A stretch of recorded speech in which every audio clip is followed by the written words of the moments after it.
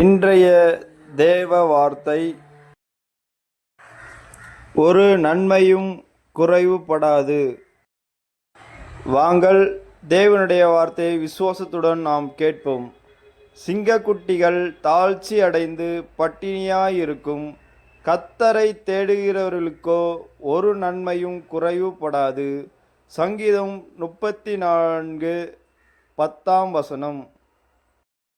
இன்றைய தேவனுடைய வார்த்தையின்படி நாம் எந்த காரியத்திலும் முதலாவது தேவனை நாம் தேட வேண்டும்.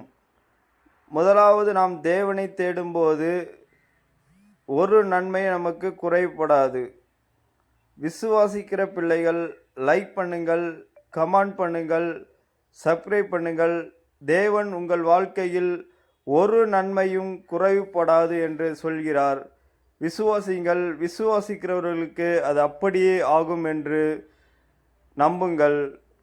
இன்றைய தேவனுடைய வார்த்தையை கேட்ட உங்கள் யாவரையும் தேவன் ஆசீர்வதிக்கவே ஆசீர்வதிப்பார்.